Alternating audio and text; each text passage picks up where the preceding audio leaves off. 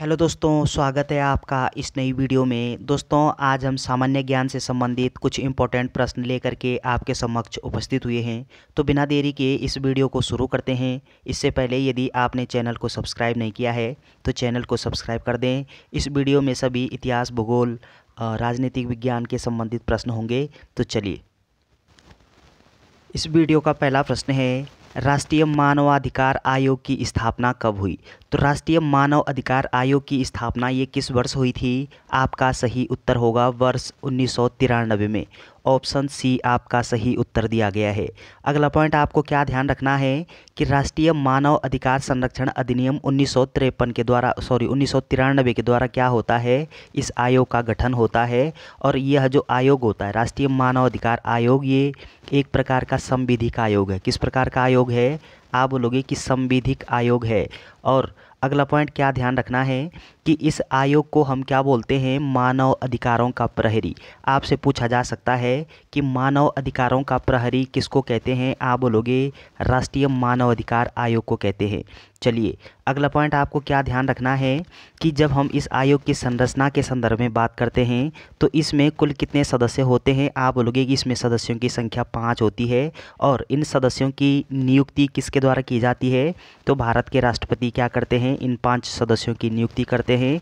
और अगर कार्यकाल के संदर्भ में आपसे सवाल पूछे कि राष्ट्रीय मानव अधिकार आयोग के सदस्यों का कार्यकाल कितना होता है, तब आप बोलोगे कि 3 वर्ष या 70 वर्ष में से जो पहले हो जाए वो इनका सामान्य रूप से क्या होता है? कार्यकाल होता है। चलिए, अगला प्रश्न है कि पंचायतों से संबंधित अनुसूची है। तो भारतीय संविधान में वर्तमान समय में कितनी अनुसूचियां हैं? आप बोलोगे 12 अनुसूचियां हैं। और पंचायतों से संबंधित कौन सी अनुसूची होगी? आपका सही उत्तर है अनुसूची 11। ऑप्शन सी आपका सही उत्तर दिया गया है। अगला पॉइंट आपको क्या ध्यान रखना है कि अनुसूची 8वीं में किस चीज़ का उल्लेख है? आप बोलोगे कि मान्यता प्राप्त भाषाओं का उल्लेख है। तो संविधान ने कुल कितनी भाषाओं को मान्यता दे रखी है? आप बोलोगे 22 भाषाओं को मान्यता दी है संविधान ने। अनुसूची 10 में किस चीज़ का उल्लेख है? आप बोलोगे कि दल बदल प्रणाली का उल्लेख है। किसका? दल बदल अधिनियम या फिर दल बदल प्रणाली का उल्लेख अनुसूची 10 में है। और अनुसूची 12 में इसमें नगर पंचायतों का उल्लेख है। किसका है? नगर पंचायतों का। तो चलिए, ये सारे पॉइंट आपको ध्यान रखने हैं। ऑप्शन सी आपका सही उत्तर हो जाएगा। अगला प्रश्न है, गहन पारिस्थितिकी अर्थात डीप इकोलॉजी शब्द का प्रयोग किया। तो डीप इकोलॉजी शब्द का प्रयोग सबसे पहले किसके द्वारा किया गया है? आपका सही आंसर होगा अर्नेस्ट नेस के द्वारा। तो ऑप्शन डी आपका सही उत्तर हो जाएगा। तो गहन पारिस्थितिकी शब्द सबसे पहले किसके द्वारा दिया गया? आप बोलोगे अर्नेस्ट नेस के द्वारा। चलिए, अगला सवाल है कि पारिस्थितिक निकेत की संकल्पना को प्रतिपादित किया था। तो पारिस्थितिक निकेत का कॉन्सेप्ट, ये इकोलॉजिकल जो निच होता है, इसका कॉन्सेप्ट किसके द्वारा प्रतिपादित किया गया है? आपका सही उत्तर होगा ग्रिनेल के द्वारा। ऑप्शन ए आपका सही उत्तर हो जाएगा। अगला प्रश्न है कि संघ लोक सेवा आयोग के सदस्यों की संख्या निर्धारित कौन करता है? तो जब हम संघ लोक सेवा आयोग के संदर्भ में बात करते हैं तो इनकी जो सदस्य संख्या है उनको निर्धारित कौन करता है कि संघ लोक सेवा आयोग में कितने सदस्य होंगे? आपका सही उत्तर होगा राष्ट्रपति। ऑप्शन ए आपका सही उत्तर दिया गया है।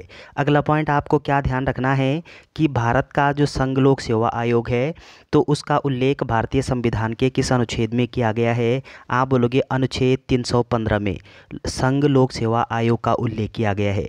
अगला पॉइंट आपको क्या ध्यान रखना है कि लोक सेवा आयोग ये सामान्य रूप से कितने प्रकार के होते हैं? 3 प्रकार के।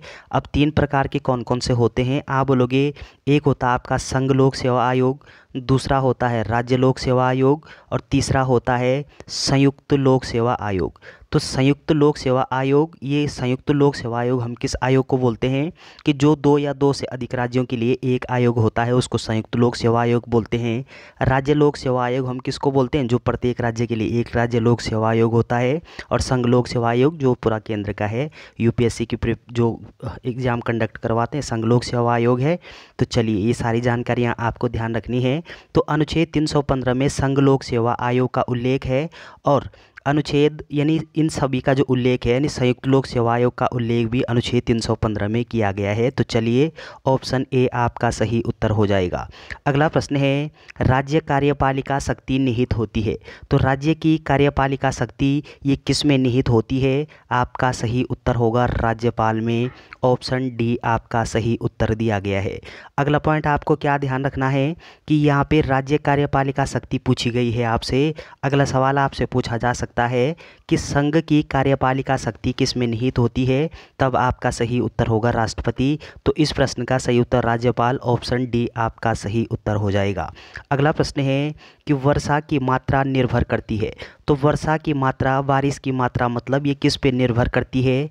आपका सही उत्तर होगा वायुमंडल की नमी पर। ऑप्शन बी आपका सही उत्तर हो जाएगा। अगला प्रश्न है कि परितंत्र में ऊर्जा का पिरामिड होता है। तो परितंत्र में ऊर्जा का पिरामिड किस प्रकार का होना चाहिए? आपका सही उत्तर होगा कि ऊर्जा का जो पिरामिड है वो सदैव सीधा होना चाहिए। ऑप्शन बी आपका सही उत्तर दिया गया है। अगला प्रश्न है कि साल, सागौन तथा शीशम किस बायोम के वृक्ष हैं? तो साल, सागौन और शीशम ये किस बायोम के वृक्ष होते हैं? आपका सही उत्तर होगा मानसूनी बायोम के। ऑप्शन ए आपका सही उत्तर हो जाएगा। अगला प्रश्न है कि निम्नलिखित में से शीत मरुस्थल है। तो शीत मरुस्थल का मतलब होता है ठंडा मरुस्थल। इन चारों में से ठंडा मरुस्थल कौन सा होगा?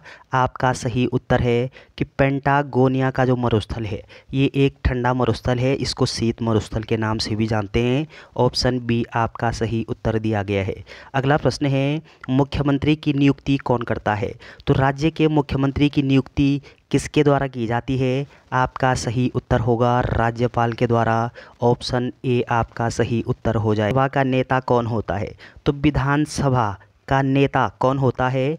आपका सही उत्तर होगा मुख्यमंत्री। ये विधानसभा का नेता होता है। ऑप्शन सी आपका सही उत्तर हो जाएगा। अगला पॉइंट आपको क्या ध्यान रखना है कि विधानसभा पूछी गई है आपसे। तो विधानसभा एक विधानसभा होती है, एक विधान परिषद होता है। तो ये विधानसभा और विधान परिषद ये किसके दो भाग होते हैं? आप बोलोगे विधानमंडल के दो भाग होते हैं। एक भाग विधानसभा होता है, दूसरा भाग विधान परिषद होता है। तो विधानसभा का नेता मुख्यमंत्री होता है। ऑप्शन सी आपका सही उत्तर दिया गया है। अगला प्रश्न है रामसर सम्मेलन संबंधित है। तो रामसर सम्मेलन ये किस से संबंधित है? आपका सही उत्तर होगा आर्द्र भूमि संरक्षण से। ऑप्शन सी आपका सही उत्तर दिया गया है।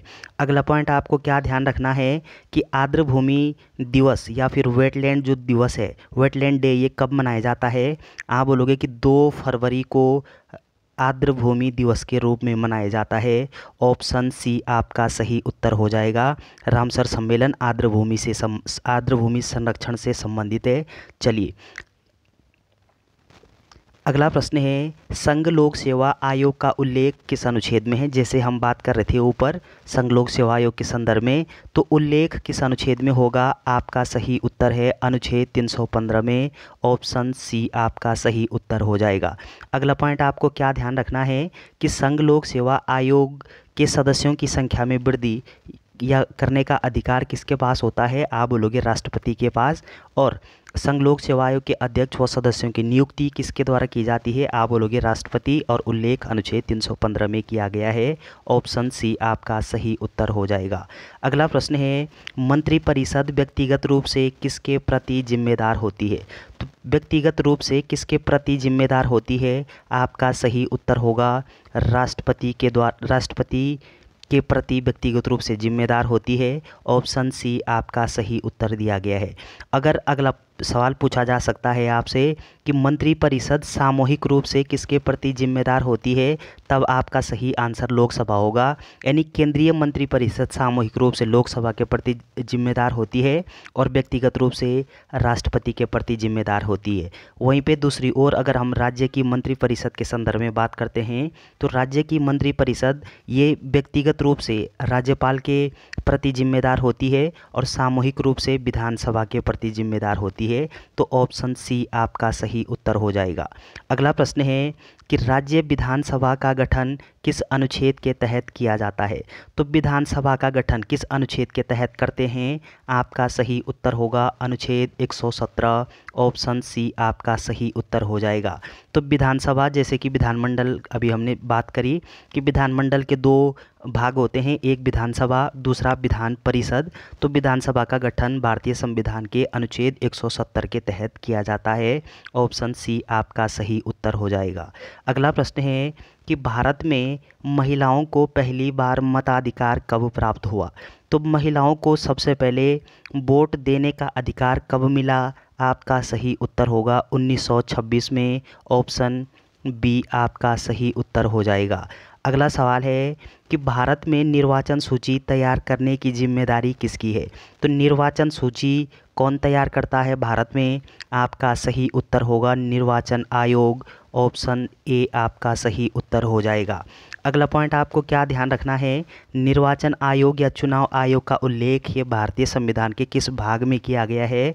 आप बोलोगे भाग 15 में ये चुनाव आयोग का उल्लेख है। तो चलिए ऑप्शन ए आपका सही हो जाएगा। अगला प्रश्न है किस युद्ध से भारत में मुगल साम्राज्य की नींव पड़ी? तो मुगल साम्राज्य की नींव ये किस युद्ध के पश्चात पड़ती है? आपका सही उत्तर होगा पानीपत का प्रथम युद्ध। ऑप्शन बी आपका सही उत्तर हो जाएगा। तो चलिए अगला सवाल है कि गदर पार्टी की स्थापना किस वर्ष हुई? तो गदर पार्टी की स्थापना कब होती है? आपका सही उत्तर होगा वर्ष 1913 में गदर पार्टी की स्थापना होती है। ऑप्शन बी आपका सही उत्तर दिया गया है। अगला सवाल है कि राष्ट्रपति चुनाव संबंधी मामले किसके पास भेजे जाते हैं? यानी राष्ट्रपति के चुनाव में जब विवाद होता है तो मामला किसके पास भेजा जाता है? आपका सही उत्तर होगा कि उच्चतम न्यायालय के पास अर्थात सुप्रीम कोर्ट के पास। ऑप्शन सी आपका सही उत्तर दिया गया है। अगला प्रश्न है कि विश्व का सबसे ऊंचा जलप्रपात है। तो विश्व का सबसे ऊंचा जलप्रपात कौन सा होगा? आपका सही उत्तर है कि एंजिल जलप्रपात ये विश्व का सबसे ऊंचा जलप्रपात है। ऑप्शन सी आपका सही उत्तर दिया गया है। अगला पॉइंट आपको क्या ध्यान रखना है कि ये जो एंजिल जलप्रपात है ये किस देश में अवस्थित है? आप बोलोगे वेनेजुएला देश में ये अवस्थित है। ऑप्शन सी आपका सही उत्तर हो जाएगा। अगला प्रश्न है कि सर्वाधिक विनाशकारी कौन सी भूकंपीय तरंग होती है? तो कौन सी होती है? आपका सही उत्तर है कि तृतीयक जो तरंग है ये सर्वाधिक विनाशकारी तरंग होती है। ऑप्शन सी आपका सही उत्तर हो जाएगा। अगला पॉइंट आपको क्या ध्यान रखना है कि भूकंप से संबंधित एक दो पॉइंट आपको ध्यान रखना है कि भूकंप का अध्ययन क्या कहलाता है? आप बोलोगे भूकंप का अध्ययन सिस्मोलॉजी कहलाता है। भूकंप को किस यंत्र के द्वारा मापते हैं? आप बोलोगे कि भूकंप मापी जो यंत्र होता है उसको क्या बोलेंगे? एक स्केल होता है भूकंप को मापने वाला, उसको रिएक्टर स्केल बोलेंगे। और भूकंप में 3 प्रकार की तरंगे निकलती है, प्राथमिक तरंग, द्वितीयक तरंग और तृतीयक तरंग। तो ये जो तृतीयक तरंग है इसको हम एल तरंग के नाम से भी जानते हैं। तो ये सर्वाधिक विनाशकारी तरंग होती है। ऑप्शन सी आपका सही उत्तर हो जाएगा।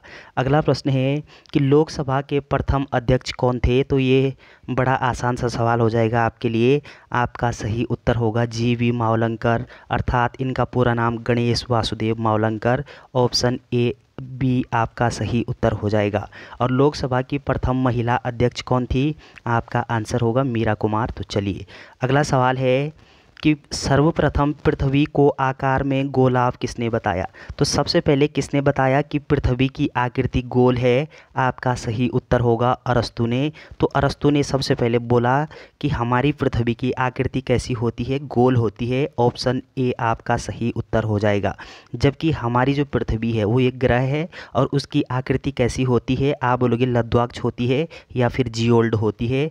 यहाँ पे अरस्तु के द्वारा कहा गया है कि सबसे पहले कि पृथ्वी की आकृति गोलाभ होती है। ऑप्शन ए आपका सही उत्तर हो जाएगा। अगला प्रश्न है महात्मा गांधी ने भारत में अपना पहला जन भाषण कहाँ दिया था? तो कहाँ पर दिया गया था? बड़ा इंपॉर्टेंट सवाल है आपके लिए। आपका सही उत्तर होगा वाराणसी में। ऑप्शन डी आपका सही उत्तर हो जाएगा। अगला प्रश्न है कि आज़ादी के समय कांग्रेस के अध्यक्ष कौन थे? तो कांग्रेस के अध्यक्ष कौन थे आज़ादी के समय? अर्थात 15 अगस्त 1947 को हम आज़ाद हुए हैं और उस समय कांग्रेस के अध्यक्ष कौन थे? आपका सही उत्तर होगा जे.वी. कृपलानी। ऑप्शन सी आपका सही उत्तर दिया गया है। अगला प्रश्न है कि किस अनुच्छेद द्वारा देश में राष्ट्रीय आपात की स्थिति लागू की जाती है? तो किस अनुच्छेद के तहत लागू की जाती है राष्ट्रीय आपात? आपका सही उत्तर होगा अनुच्छेद 352। ऑप्शन बी आपका सही उत्तर दिया गया है। अगला पॉइंट आपको क्या ध्यान रखना है कि राष्ट्रीय आपात पूछा गया है आपसे, तो राष्ट्रीय आपात का उल्लेख भारतीय संविधान के अनुच्छेद 352 में किया गया है और अनुच्छेद 356 में राष्ट्रपति शासन का प्रावधान है और वित्तीय आपात का उल्लेख ये भारतीय संविधान के अनुच्छेद 360 में किया गया है।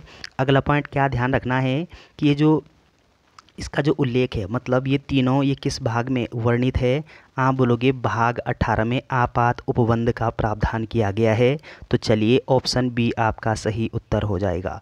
अगला प्रश्न है कि विश्व का सबसे ऊंचा सक्रिय ज्वालामुखी पर्वत है, तो विश्व का सबसे ऊंचा सक्रिय ज्वालामुखी पर्वत कौन सा होगा? आपका सही उत्तर है कोटोपैक्सी। ऑप्शन सी आपका सही उत्तर दिया गया है। और कोटोपैक्सी नामक जो पर्वत है ये सक्रिय ज्वालामुखी पर्वत है, सबसे ऊंचा है विश्व का। किस देश में अवस्थित है? आप बोलोगे कि ये आपके इक्वाडोर नामक देश में अवस्थित है। ऑप्शन सी आपका सही उत्तर हो जाएगा। अगला प्रश्न है कि 1932 में पूना समझौता किसके बीच हुआ? तो 1932 में क्या होता है कि पूना पैक्ट होता है, जिसको हम पूना समझौता के नाम से भी जानते हैं। तो किस किस के बीच में होता है पूना समझौता? आपका सही उत्तर होगा कि महात्मा गांधी जी और डॉक्टर अंबेडकर जी के बीच में क्या होता है 1932 में एक समझौता होता है महाराष्ट्र के पूना में, जिसको हम पूना पैक्ट के नाम से जानते हैं और उसी को हम पूना समझौता भी कहते हैं। कब होता है? 1932 में। किस किस के बीच में होता है? महात्मा गांधी व अंबेडकर के बीच में होता है। ऑप्शन बी आपका सही उत्तर दिया गया है। तो चलिए दोस्तों, ये जीके के कुछ 30 महत्वपूर्ण प्रश्न थे। वीडियो अगर आपको अच्छी लगती है तो चैनल को सब्सक्राइब करना, लाइक कमेंट शेयर करना ना भूलें। Thanks for watching.